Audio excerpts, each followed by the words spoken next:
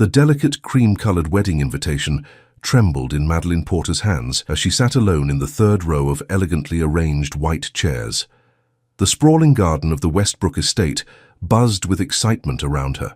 Women in pastel dresses and men in crisp suits mingling effortlessly, champagne flutes clinking together in celebratory toasts. Jennifer Baldwin, her former college roommate and one of the few friends who had stood by her through the hardest years, was about to marry into one of Connecticut's wealthiest families.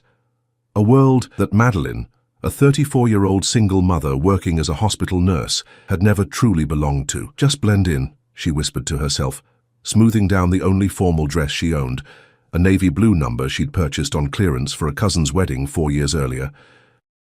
The June afternoon sun beat down mercilessly, making her wish she'd worn something lighter, something more fitting for the occasion, something that wouldn't make her feel so obviously out of place among the designer outfits surrounding her. Madeline checked her watch. 15 minutes until the ceremony began. 15 minutes of sitting alone while other guests chatted about summer homes and European vacations. Her daughter Sophia had been selected as one of the junior bridesmaids, currently inside the estate, preparing with the bridal party. Pride swelled in Madeline's chest at the thought.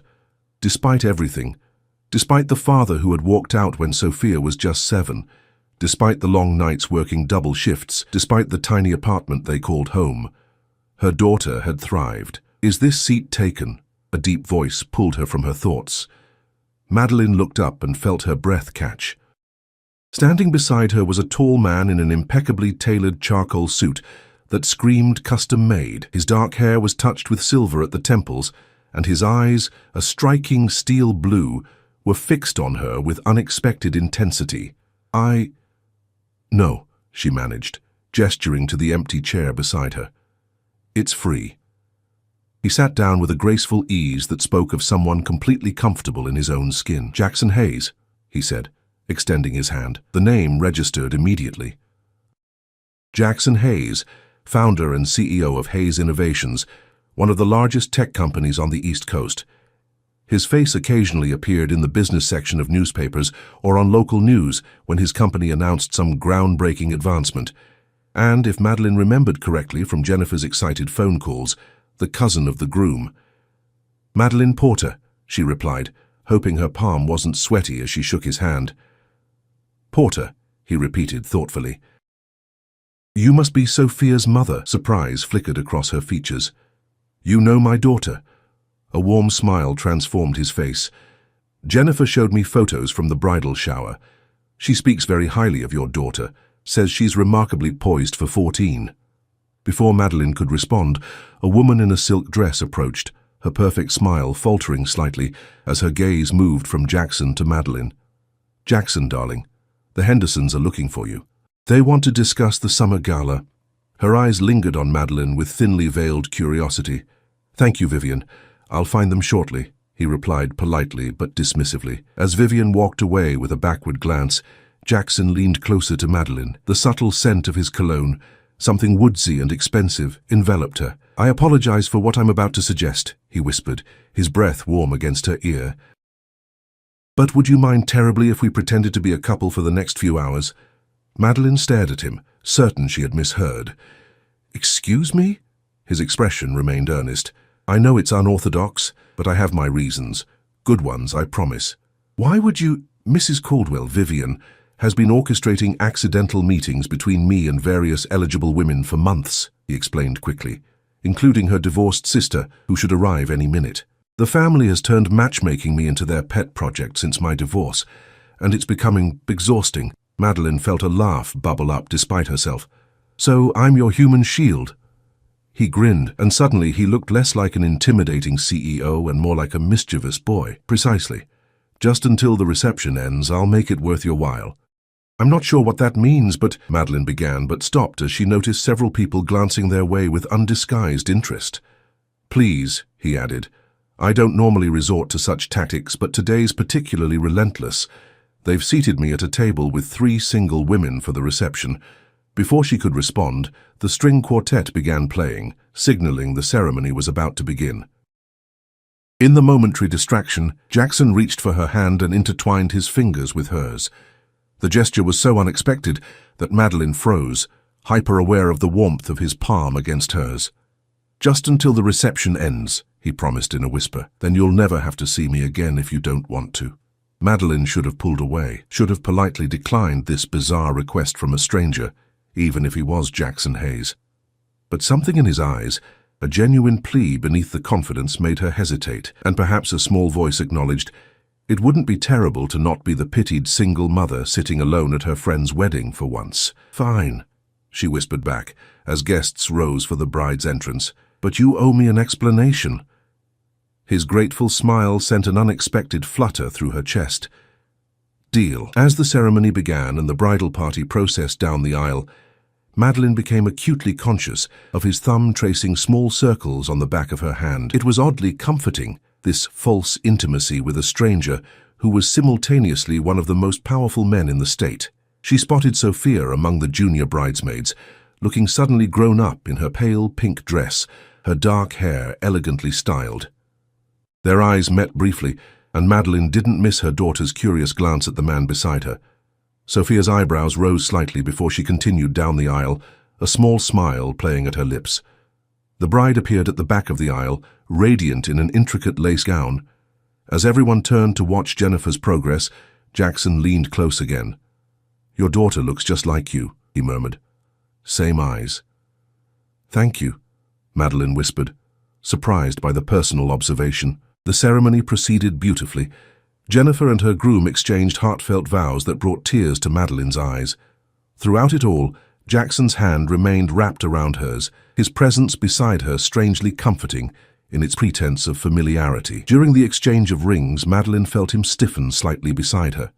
She followed his gaze to an elegant older couple seated in the front row on the groom's side, presumably his aunt and uncle, the groom's parents. The woman was glancing over her shoulder at them, her expression calculating as she whispered something to her husband. "My aunt," Jackson confirmed quietly when he caught Madeline looking, "already reporting to the family gossip network that I've brought a date. Won't they be confused? I'm sure I wasn't on the seating chart as your +1. "I was supposed to bring someone," he admitted. "A colleague. She cancelled last minute.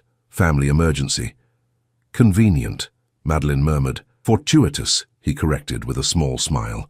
As the newlyweds were pronounced husband and wife, applause erupted around them. In the commotion of the recessional, a distinguished man with silver hair approached them, his eyes, the same steel blue as Jackson's, alight with interest. "Jackson, aren't you going to introduce me to your lovely companion?" His voice carried the polished accent of old money and private schools. "Uncle Richard," Jackson said, standing and keeping Madeline's hand firmly in his. "This is Madeline Porter. Madeline, my uncle, Richard Hayes." "Porter?" Richard repeated, his gaze sharpening slightly. "Any relation to Thomas Porter?" The question hit Madeline like a physical blow. Thomas, her ex-husband, Sophia's father, had walked out on them 7 years ago. How on earth would Jackson's uncle know him? She felt Jackson's hand tighten around hers, a silent pressure that seemed to urge caution. "My ex-husband," she answered carefully. "Sophia's father." Something unreadable passed between uncle and nephew, a brief look loaded with significance that Madeline couldn't interpret. "Ah," Richard said finally, "small world. I look forward to getting to know you better at the reception, Ms. Porter." With a meaningful glance at his nephew, he moved away to join his wife. "How does your uncle know Thomas?" Madeline asked the moment Richard was out of earshot, turning to face Jackson with suspicion blooming in her chest. Jackson's expression had transformed, the playful ease replaced by something more guarded. "That," he said quietly, "is part of the explanation I owe you." He glanced around at the dispersing wedding guests. "But not here." "You knew who I was before you sat down," she realized, trying to pull her hand away. This wasn't random at all. He didn't deny it, but he also didn't release her hand. "I promise I'll explain everything, but right now everyone is watching, including your daughter." Madeline looked up to see Sophia standing with the other bridesmaids, her gaze fixed curiously on her mother and the man still holding her hand. The other wedding guests were beginning to file out toward the reception area, many casting interested glances in their direction. "The reception," Jackson said quietly. "I'll tell you everything then, and after you hear it, if you want me to leave you alone, I will, no questions asked." Madeline should have walked away immediately, should have gathered Sophia and left this wedding with its uncomfortable revelations and painful memories. But something in Jackson's expression, a gravity that belied his earlier light-heartedness, kept her rooted in place. "Fine," she agreed tersely. "But this better be good." Little did she know that this impulsive agreement, this pretense of connection, would set in motion a series of events that would change her life forever. Because Jackson Hayes had recognized her name for reasons he hadn't yet revealed, reasons that connected their families in ways Madeline couldn't begin to imagine, and by the time she discovered the truth, it would be too late to walk away unscathed. The reception was held in the estate's grand ballroom, a soaring space with crystal chandeliers and floor-to-ceiling windows overlooking the manicured gardens. Round tables draped in white linen dotted the polished marble floor, each adorned with elaborate floral arrangements in blush and cream. A small orchestra played softly from a corner stage, while white-gloved servers circulated with champagne and hors d'oeuvres. Jackson guided Madeline through the crowd with a light hand at the small of her back.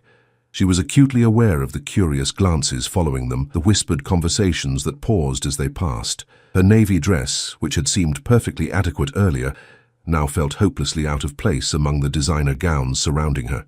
"Table 14, Jackson murmured, steering them toward a table near the dance floor. "My assigned seat is there, though I wasn't expecting company." "I should find Sophia," Madeline said, scanning the room for her daughter. "The bridal party will be taking photos for another 20 minutes, he replied. "They'll be announced when they enter." At her surprised look, he added, "My cousin's wedding. I've been hearing about the schedule for weeks." As they approached table 14, Madeline recognized Richard Hayes and his wife already seated alongside two other couples. The empty chair beside Jackson's place setting confirmed his earlier claim about the cancelled date. "Jackson and Miss Porter, how delightful," Richard called as they approached. "Helen, look who Jackson has brought."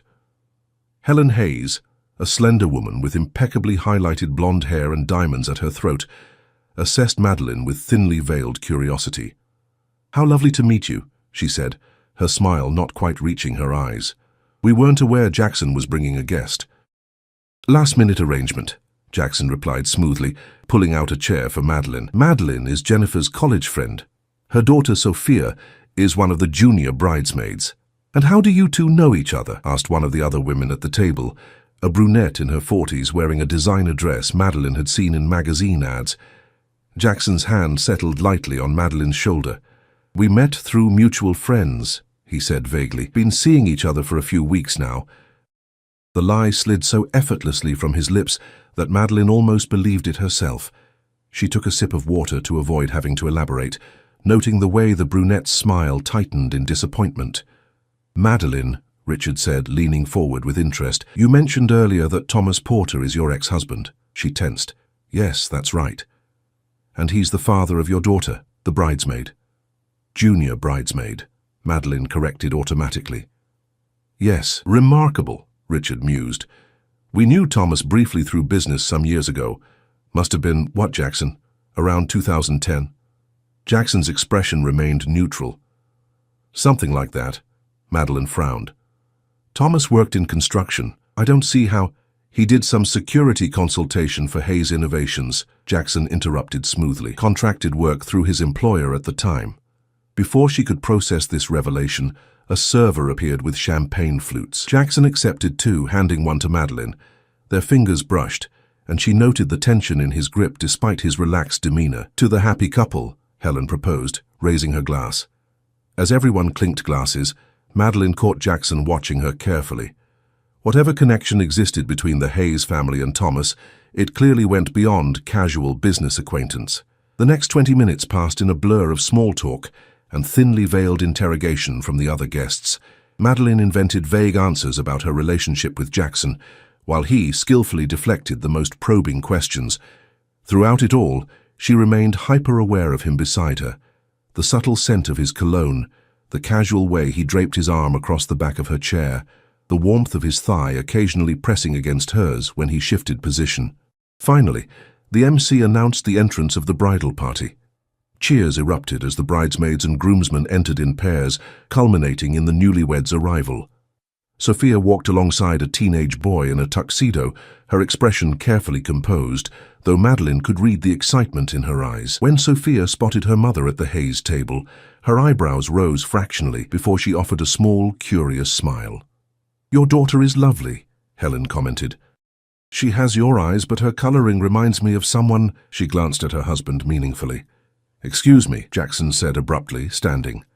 "Madeline, would you care to dance?" Grateful for the escape, she nodded and followed him to the dance floor where other couples were already swaying to the orchestra's waltz. Jackson's hand settled at her waist, the other taking hers with confident familiarity. Despite her tension, Madeline found herself responding automatically to his lead.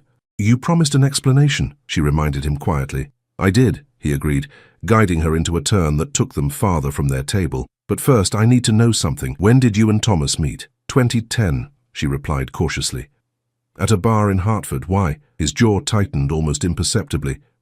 "And he told you he worked in construction?" "Yes, for Brennan Builders. He said he'd moved to Connecticut for the job." A cold feeling settled in her stomach. "That wasn't true, was it?" Jackson hesitated, then maneuvered them toward a quieter corner of the dance floor. "Thomas Porter worked for Hayes Innovations from 2008 to 2011, not in construction, in corporate security, high-level clearance, access to sensitive information." The world tilted slightly beneath Madeline's feet. "That's not possible. He would have told me." "Would he?" Jackson's gaze was steady, searching. "Did you ever visit his workplace? Meet his colleagues?" She hadn't. Thomas had always been vague about his job details, claiming it was boring stuff she wouldn't be interested in. She'd attributed his reticence to masculine pride. The construction job was a step down from his previous work in personal security, he'd told her. "Why are you telling me this now?" she demanded. "Thomas left us 7 years ago. What possible relevance could his employment history have to anything?" Jackson drew her slightly closer as another couple danced past. "Because 3 months ago, Thomas died in Seattle. Car accident." The words hit Madeline like a physical blow. She stumbled slightly, and Jackson's arm tightened around her waist to steady her. "What?" "That's not..." But even as she started to protest, she realized she had no way of knowing. Thomas had disappeared from their lives so completely that he might as well have been dead all this time. No child support, no birthday cards, not even a phone call in years. "I'm sorry," Jackson said, genuine regret coloring his tone. "I didn't mean to blurt it out like that." "How do you know?" she whispered. "I've kept tabs on him over the years," he admitted. "After he left Hayes so abruptly, there were concerns." "What kind of concerns?" Madeline pulled back slightly to study his face. Jackson's expression darkened. "The week before Thomas resigned, we discovered a security breach in our systems. Sensitive data was accessed without authorization. The investigation was inconclusive, but Thomas left suddenly, no notice. He was a person of interest, but we could never prove anything." "You thought he stole from you," Madeline said flatly. "And now you think, what? That I was involved somehow?" "No," he said quickly, too quickly. "But I think you might have information that could help us understand what happened." "I don't know anything about Thomas's work," she insisted. "He never discussed it." "Maybe not directly," Jackson conceded. "But there might be details you don't realize are important." He glanced over her shoulder, his expression shifting subtly. "Your daughter is watching us." Madeline turned to see Sophia standing at the edge of the dance floor, her eyes fixed on them with unmistakable curiosity. Beside her stood the groom's younger sister, the two girls whispering together. "I need to talk to her," Madeline said, pulling away from Jackson's embrace. He caught her hand. "Of course. But Madeline, there's more you need to know. About Thomas, about why my family recognized your name." She hesitated, torn between the desire to escape this unsettling conversation and the need to understand what connection this wealthy, powerful family had to her ex-husband. "After I speak with Sophia," she conceded finally. "I'll be at the bar," he replied, releasing her hand. "Take your time." Madeline crossed to where Sophia stood, forcing a smile to her face. At 14, her daughter was growing into a young woman with a keen eye for detail, a trait that made hiding anything from her increasingly difficult. "Mom," Sophia greeted her with a knowing look. "Who's your friend?" "Jackson Hayes," Madeline replied, trying to sound casual. "He's the groom's cousin." "I know who he is," Sophia said, her dark eyes sparkling with interest. "Ava told me he's like super rich and never brings dates to family events. So when did this happen? It's not what you think, Madeline said quickly. We just met today. Sophia's eyebrows rose. Didn't look like it from the way you were dancing. It's complicated, Madeline sighed. How are you enjoying the wedding? It's amazing, Sophia gushed, momentarily distracted. Ava says we can hang out in the estate's media room after dinner. They have a movie theater in their house, Mom. That sounds fun, Madeline said, her mind still spinning from Jackson's revelations. Sophia, did Dad ever mention working for a company called Hayes Innovations? Sophia's expression clouded immediately at the mention of her father. No, why would he? Dad never told us anything real about his life. The bitterness in her young voice broke Madeline's heart anew. No reason, she said quickly. Just something someone mentioned. Is that what you and Mr. Hayes were talking about? Dad. Sophia's perceptiveness was sometimes unnerving. Sort of, Madeline admitted. Mr. Hayes might have known him years ago, through work. Sophia's eyes widened. Really? Did he say anything about where Dad is now? If he's still... Honey, Madeline interrupted gently, realizing she couldn't delay this conversation. There's something I need to tell you, but not right now. After the wedding, okay? It's about Dad. Concern flashed across Sophia's face. Is he trying to contact us again? Because I don't want to... No, nothing like that, Madeline assured her. We'll talk later, I promise. For now, enjoy the party with Ava. Sophia studied her mother's face a moment longer, then nodded slowly. Okay, but you have to tell me about Mr. Hayes, too. All of it. Deal, Madeline agreed, brushing a strand of hair from her daughter's face. Now go have fun. As Sophia rejoined the other junior bridesmaids, Madeline took a deep breath and turned toward the bar. Jackson stood there, watching her with an intensity that made her pulse quicken despite her wariness. Madeline.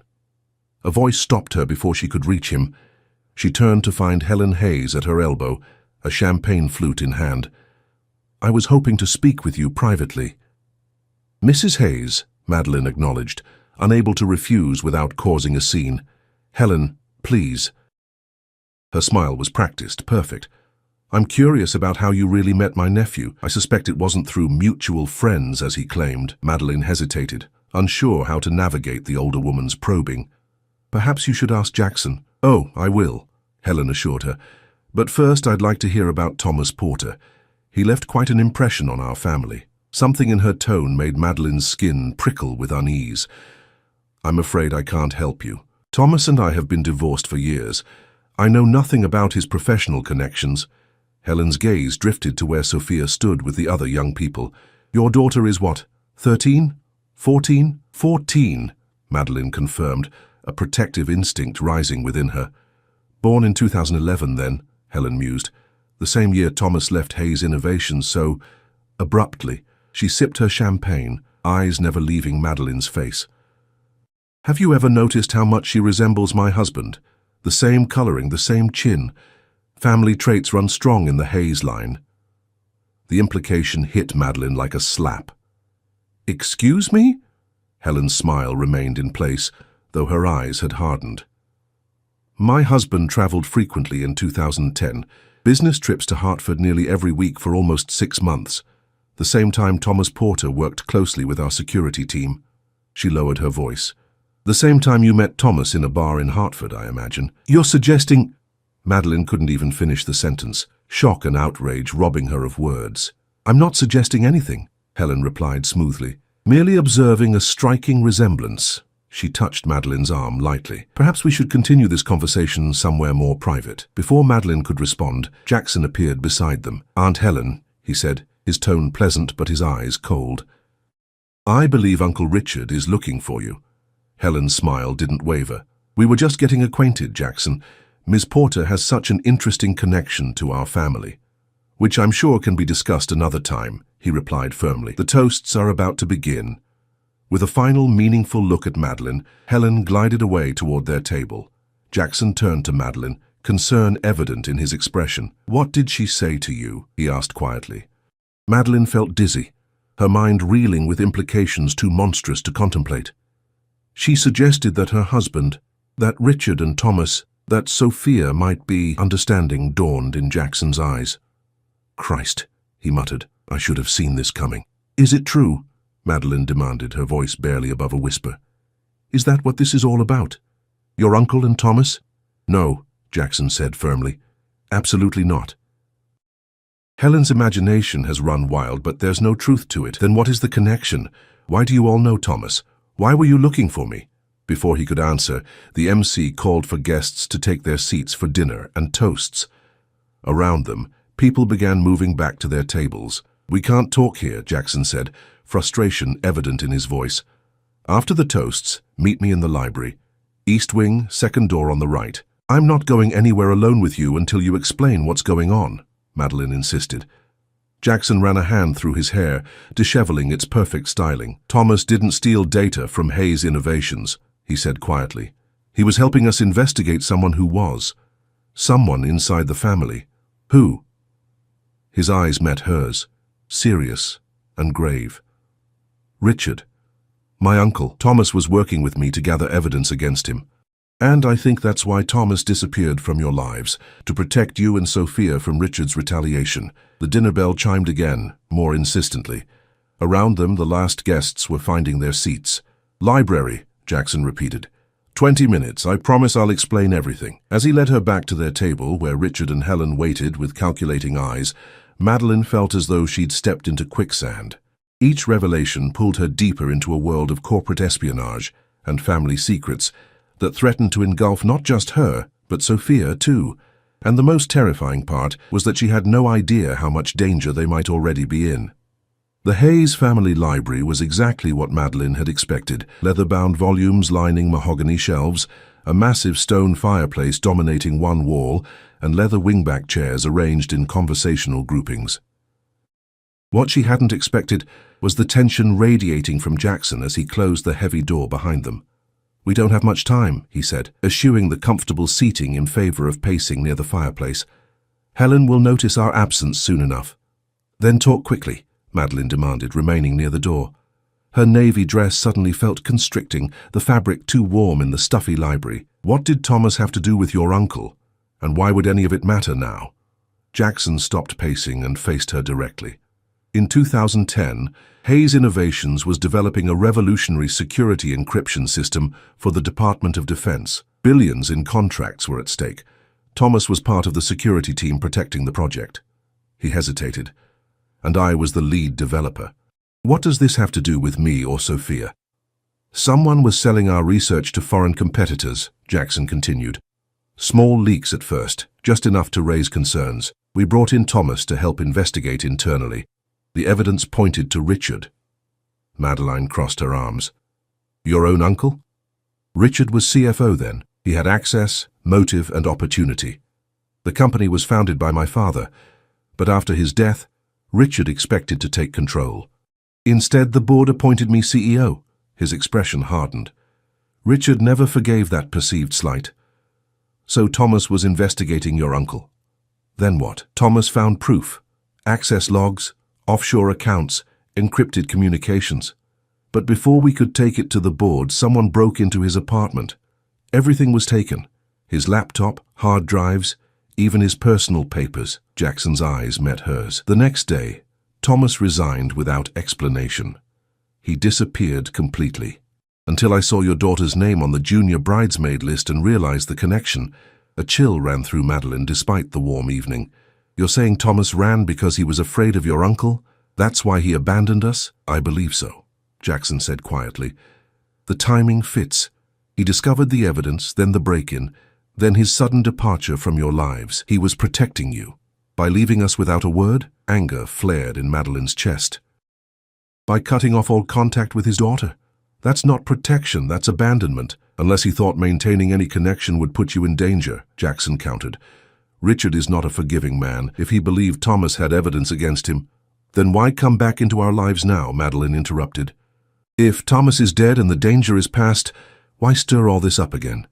Jackson hesitated, then moved to a painting on the wall, a pastoral landscape that seemed unremarkable. He swung it aside to reveal a small wall safe. After entering a combination, he retrieved a sealed envelope. "Because of this," he said, holding it out to her. 3 weeks ago, this arrived at my private office addressed to me personally." Madeline took the envelope cautiously. Her name was written on the front in a handwriting she recognized instantly, Thomas's distinctive scrawl. Inside was a folded letter and a small USB drive. "He sent this before he died," Jackson explained. "The letter is addressed to you." With trembling fingers, Madeleine unfolded the single page.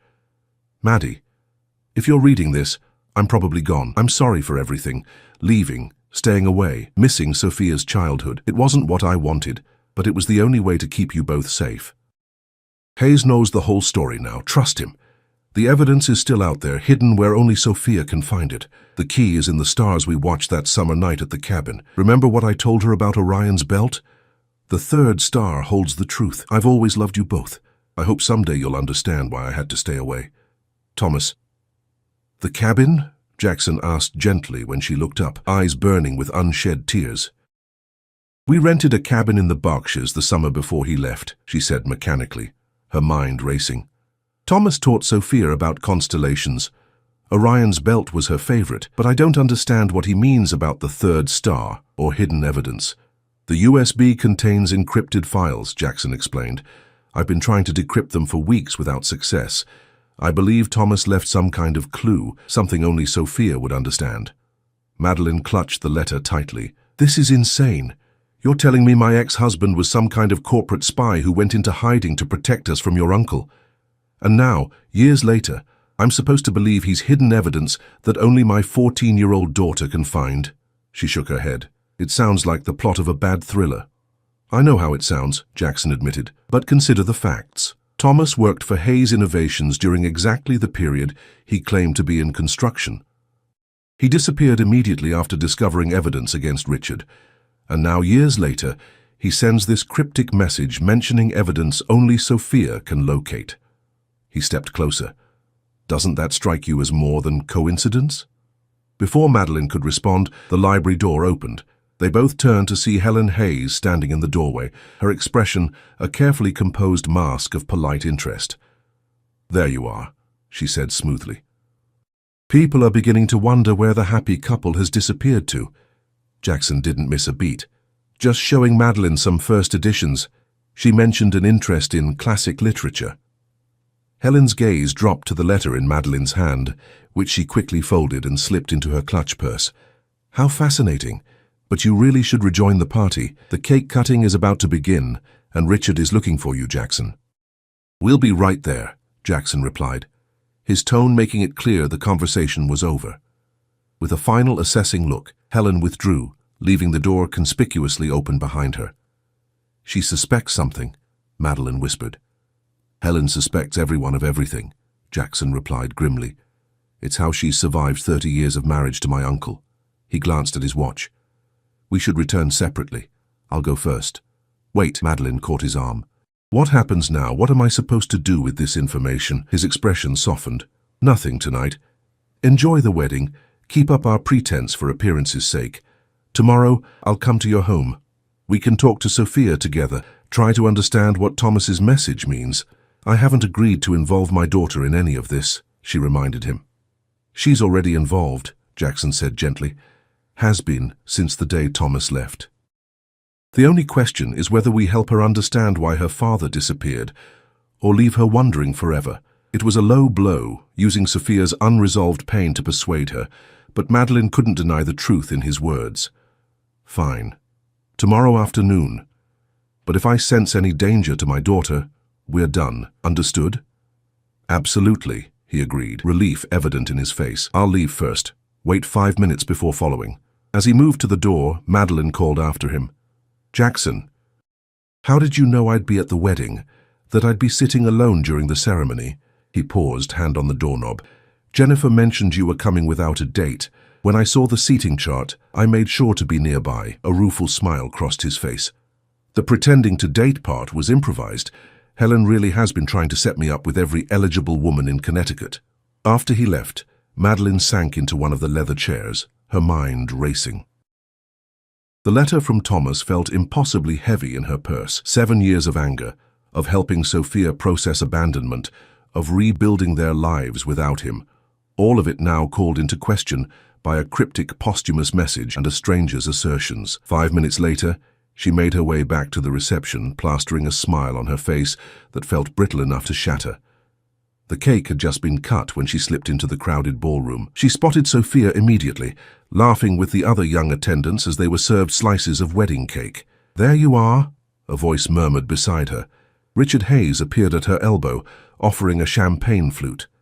"I was beginning to think you'd left us. Just needed some air," she replied, accepting the drink automatically. "Jackson too, apparently," Richard observed, his gaze shrewd. "Quite a coincidence." Madeline maintained her smile with effort. "Is it? I wouldn't know your nephew's habits." "No?" His expression remained pleasant, but something cold lurked in his eyes. "You seemed quite familiar with each other on the dance floor." "Richard!" Helen materialized beside her husband, her hand settling possessively on his arm. "You promised me a dance, darling." "So I did," he agreed, but his attention remained fixed on Madeline. "We'll continue our conversation later, Miss Porter. I'm particularly interested in hearing about your daughter. Sophia, isn't it? Such a lovely girl." The way he said Sophia's name sent a chill down Madeline's spine. As Richard and Helen moved toward the dance floor, Jackson appeared beside her, his expression darkening as he watched his relatives depart. "What did he say to you?" Jackson asked quietly. "Nothing specific," Madeline replied, "but he mentioned Sophia." "Jackson, if there's any real danger—" "I don't think he'd try anything here," he assured her. "Too public, but tomorrow we should talk to Sophia. Try to understand what Thomas meant about the evidence." Across the room, Madeline caught Sophia watching them, her young face curious. When their eyes met, Sophia raised an eyebrow in silent question. Madeline managed a reassuring smile in response. "She's going to have questions about us," Madeline said. "Let her," Jackson replied, his hand finding the small of her back in a gesture that was becoming disturbingly familiar. "For tonight, we maintain the cover. It keeps things simple, and it keeps Richard guessing." "Nothing about this is simple," Madeline muttered. As the evening progressed, Madeline found herself playing the role of Jackson's date with increasing conviction. They danced twice more, made small talk with various guests, and shared private smiles that, while initially forced, began to feel almost natural. Despite the circumstances, she couldn't deny a growing awareness of him. The warmth of his hand against hers, the way his eyes crinkled when he genuinely smiled, the protective stance he took whenever Richard approached. Near midnight, as the reception wound down, Sophia sought out her mother. "Mom, Ava invited me for a sleepover with the other junior bridesmaids. Can I go, please? Her parents already said it's okay." Madeline hesitated, reluctant to let Sophia out of her sight after everything she'd learned. "I don't know, honey. It's perfectly safe," Jackson assured her quietly. "My cousin's house is just down the road and they have excellent security." "Please, Mom," Sophia pleaded. "Everyone else is going." Against her better judgment, Madeline relented. "Okay, but call me if you need anything, anytime." After Sophia hugged her and dashed off with the other girls, Madeline found herself suddenly exhausted. The emotional whiplash of the day, from lonely wedding guest to pretend girlfriend to recipient of life-altering revelations, had drained her completely. "Let me drive you home," Jackson offered, noticing her fatigue. "I have my car," she reminded him. "Leave it. I'll have someone bring it to your house tomorrow." At her hesitation, he added, "It's late, you've had champagne, and you're understandably overwhelmed. Please, let me make sure you get home safely." Too tired to argue, Madeline agreed. As they said their goodbyes to the couple and made their way to the valet stand, she felt Richard's eyes following them. The weight of his gaze lingered even as Jackson helped her into his sleek black Audi and they pulled away from the estate. The drive to her modest suburban home was mostly silent. Madeline watched the moonlit landscape pass by, her mind replaying the events of the day in an endless loop. Beside her, Jackson seemed content to let her process in silence, his attention focused on the road. When they arrived at her small Cape Cod-style house, Jackson insisted on walking her to the door. Standing on her porch, key in hand, Madeline suddenly felt awkward. What was the proper etiquette for ending an evening with one's pretend date who had just revealed life-altering secrets about her ex-husband? "I'll come by tomorrow afternoon," Jackson said, saving her from having to speak first. "Around 2?" Madeline nodded. "I'll talk to Sophia in the morning, prepare her a little. But I'm still not convinced involving her is the right choice." "I understand," he said softly. Then, hesitating only briefly, he leaned down and pressed a gentle kiss to her cheek. "For appearances," he murmured, nodding toward a car passing slowly on the street. "Just in case." But as he pulled away, Madeline caught something in his expression that suggested the gesture hadn't been entirely for show. And more disturbing still was her own reaction. The flutter in her chest, the sudden warmth in her cheeks that had nothing to do with pretense. "Good night, Madeline," he said, stepping back. "Good night," she replied, quickly unlocking her door and slipping inside. Through the peephole, she watched him return to his car and drive away. Only when his taillights had disappeared did she finally allow herself to exhale. Moving to her kitchen on autopilot, she poured a glass of water and sank into a chair at her small dining table. Thomas's letter burned in her purse like a live coal. She took it out, reading it again in the dim kitchen light. "The key is in the stars we watched that summer night at the cabin," she murmured to herself. "The third star holds the truth." What truth? What evidence could possibly be so important that Thomas would abandon his family to protect it?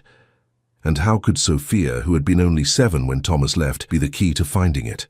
As questions swirled in her mind, Madeline didn't notice the dark sedan that passed by her house for the second time, slowing briefly before continuing down the street.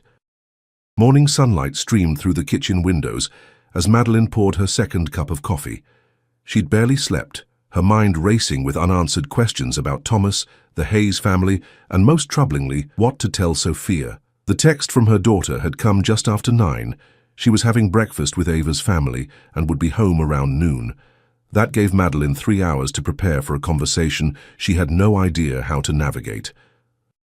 How did one explain to a 14-year-old that her long-absent father might have been in hiding to protect them from corporate espionage and revenge, that the abandonment that had shaped her childhood might have actually been an act of desperate love? The doorbell rang at 11:30, startling her from her thoughts. Through the peephole, she saw Jackson standing on her porch 2 hours earlier than planned. He wore casual clothes, dark jeans and a light blue button-down that somehow looked as expensive as his wedding suit had. In his hands were a bakery box and a cardboard drink carrier. "You're early," she said, opening the door. "Couldn't sleep," he admitted, offering a rueful smile. "Brought breakfast or lunch, whatever you want to call it." Despite her reservations, Madeline found herself stepping aside to let him in. Her small living room, with its second-hand furniture and modest decorations, felt suddenly inadequate compared to the opulence of the Hayes estate. But Jackson didn't seem to notice as he set the food on her coffee table. "Blueberry muffins and coffee," he said, removing the items from their containers. "I wasn't sure how you take yours, so I brought options." The thoughtful gesture caught her off guard. "Black is fine," she said, accepting the cup he offered. "Sophia won't be home for another half hour." "Good," he replied, settling onto her sofa. "Gives us time to strategize. How much do you plan to tell her?" Madeline sat in the armchair opposite him, clutching her coffee like a shield. "I don't know. Part of me wants to protect her from all of this. She's just a child. A child who spent 7 years wondering why her father abandoned her," Jackson pointed out gently. "Finding out he was trying to protect her might help her heal. Or it might put her in danger," Madeline countered. "Your uncle made a point of mentioning her last night. If he suspects she might have access to evidence against him, that's precisely why we need to find whatever Thomas hid," Jackson interrupted. "As long as that evidence exists and Richard believes Sophia might lead us to it, she's already in danger. Our best protection is to find it first." The logic was sound, but it did nothing to ease the knot of fear in Madeline's stomach. What exactly are we looking for? What kind of evidence would Thomas have hidden that could still be relevant after 7 years? Jackson leaned forward, his expression intent. Financial records, offshore account numbers, communications with foreign entities. Anything concrete that would link Richard to the theft of proprietary information and its sale to competitors. And this would still matter, after all this time. "The statute of limitations on corporate espionage and trade secret theft is lengthy," he explained. "Plus, Richard is still CFO. If he's been selling company secrets for years..." He let the implication hang in the air. Madeline took a sip of her coffee, buying time to process. "So we ask Sophia about the third star reference and hope she remembers something from when she was 7 years old." "It's our only lead," Jackson admitted. Whatever Thomas hid, he believed your daughter would be able to find it when the time came. Before they could discuss further, the sound of a car pulling into the driveway alerted them to Sophia's return. Moments later, the front door opened and Sophia bounded in, still wearing her dress from the wedding, now slightly wrinkled from the sleepover. "Mom, you won't believe what Ava's house is like. They have a pool table and—" She stopped abruptly, noticing Jackson on the sofa. Her eyes darted between the adults, a sly smile forming. "Oh, hi, Mr. Hayes." "Hello, Sophia," he replied with an easy smile. "Please, call me Jackson." "Is this why you let me sleep over?" she asked Madeline, her tone teasing. "So, you could have a date?" "It's not a date," Madeline said quickly. "Jackson came to talk to us about something important." She took a deep breath. "About your father." Sophia's smile vanished, replaced by wariness. "What about him? Did something happen?" Madeline patted the space beside her on the armchair. "Come sit, honey, there's a lot we need to discuss." Over the next 20 minutes, Madeline explained as gently as possible what they'd learned, that Thomas had worked for Hayes Innovations, not construction, that he might have left to protect them, and finally, the hardest part, that he had died 3 months ago in an accident. Sophia listened in stunned silence, tears welling in her eyes but not falling. When Madeline finished, she simply asked, "Do you have proof that he was trying to protect us?" Jackson handed her Thomas's letter. "He sent this to me shortly before he died. It was addressed to your mother." Sophia read it slowly, her fingers tracing her father's handwriting. "The key is in the stars we watched that summer night at the cabin," she read aloud. "Remember what I told her about Orion's belt? The third star holds the truth." She looked up, confusion evident on her face. "I don't understand." "We were hoping you might remember something," Jackson explained. "Something your father told you about Orion's belt during that vacation." Sophia's brow furrowed in concentration. "I remember the cabin. Dad taught me constellations on the dock at night." Her voice softened with the memory. "He said Orion's belt had 3 stars, Alnitak, Alnilam, and Mintaka. Did he say anything special about the third star?" "Mintaka?" Madeline prompted gently. Sophia shook her head, frustration evident. "I don't think so. Just their names and that sailors used to navigate by them." She stared at the letter again. "But he says the third star holds the truth." Jackson leaned forward, his expression thoughtful. "Could it be a physical location, somewhere marked by that star? Or something named after it?" Madeline suggested. "A place or an object?" Suddenly, Sophia's eyes widened. "My telescope," she whispered. "Dad gave me a telescope for my 7th birthday, right before he left. He had the stars of Orion's belt engraved on it, 3 little diamonds in a row." "Where is this telescope now?" Jackson asked, an edge of excitement in his voice. "In my closet, I think," Sophia replied. "I haven't used it in years." Without waiting, she dashed up the stairs to her bedroom. Madeline and Jackson exchanged hopeful glances before following. They found Sophia on her knees, digging through her closet, finally pulling out a dusty cardboard box. Inside was a child's telescope, not a toy but a decent beginner model with a sturdy tripod. On the main tube, just as Sophia had described, were 3 small diamond shapes engraved in a row. "The third diamond," Jackson murmured. "Mintaka." Sophia ran her finger over the engravings. "There's nothing special about it, just 3 diamonds." "May I?" Jackson asked, reaching for the telescope. He examined it carefully, turning it in his hands. "Sometimes the simplest hiding places are the best," he mused. Thomas would have wanted it to be accessible only to Sophia, but not immediately obvious. He unscrewed the eyepiece, peering inside the tube. Nothing. Next, he examined the base of the tripod, the adjustment knobs, every possible hiding spot. Still nothing. "The third diamond," Madeline said suddenly. "Not the third star, the actual diamond shape on the telescope." Jackson immediately focused on the engraved diamonds. The first 2 were simple outlines, but the third, Mintaka, had a tiny, almost imperceptible seam around it. Using his thumbnail, he pressed gently on the diamond shape. With a soft click, it popped open like a tiny door, revealing a small compartment containing a micro SD card. "He hid it in plain sight," Jackson breathed, carefully extracting the tiny card, right where only Sophia would think to look. "What's on it?" Sophia asked, leaning close. "We need a computer to find out," Jackson replied, already reaching for his phone. I have an adapter in my car. Minutes later, they gathered around Madeline's laptop on the kitchen table. Jackson inserted the SD card using a small adapter and clicked on the single file it contained, a PDF document titled Insurance. The file opened to reveal pages of financial records, emails, and photographs, bank transfers from offshore accounts, coded messages between Richard Hayes and representatives from foreign technology companies, and most damning of all, photographs of Richard handing documents to a man in a Shanghai hotel room. He documented everything, Jackson said, scrolling through the evidence. Dates, times, amounts. This is more than enough to prove Richard was selling company secrets. Why didn't Thomas just send this to the police? Madeline asked. Why hide it for years? Because of these, Jackson replied grimly, pointing to a series of emails. The messages, apparently from Richard to an unknown recipient, contained explicit threats against Porter and his family if the evidence ever surfaced. He was protecting us, Sophia whispered, tears finally spilling down her cheeks. All this time I thought he just didn't care. Madeline wrapped an arm around her daughter's shoulders.